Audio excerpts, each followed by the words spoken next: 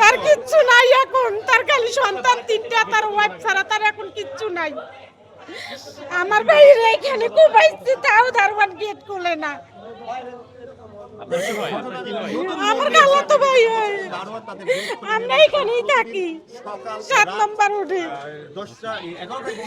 অনেক ভালো আমার ভাই, এখানে 20 বছর বনশ্রী, 20 বছর থাকে, 20 বছর ধরে থাকে। সে অনেক ভালো, অনেক ভালো ভাই হিসাবে না, গ্রামবাসী হিসাবেও অনেক ভালো।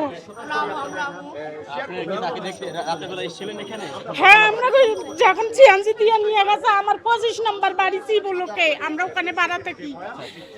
প্রতিদিন আমার ভাইয়ের বাসা আমি আসি, কালকে 10টা বাজে আসতে ধরছি, 10টা 40-এ দেখি মোটরসাইকেল নিয়ে আয়। আমি ফেরত গাইছি, আর আসি নাই, যে ভাই যাইতে আছে বাসায়, আর আমার এখন যাওয়ার দরকার নাই।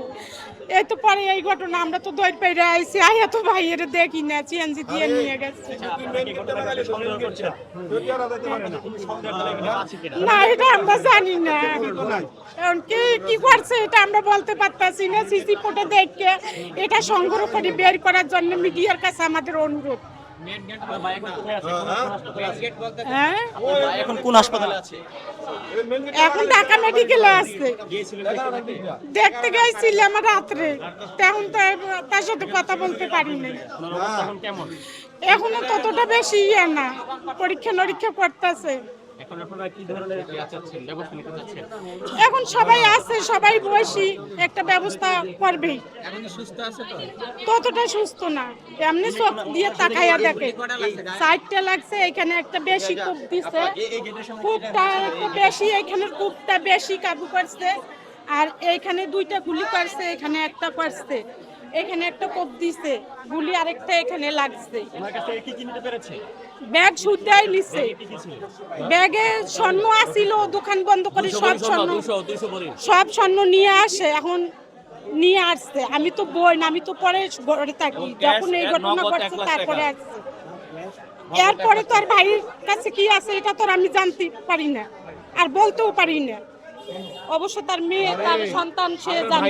আপনার ভাই লাগে? হ্যাঁ, আমার খালাতো ভাই লাগে। আচ্ছা, এখন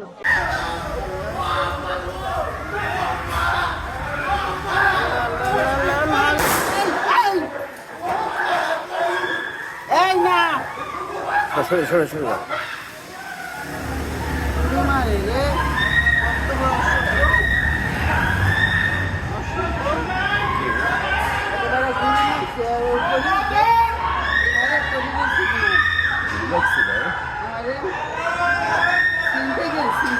হ্যাঁ, ছিনতাইকারী।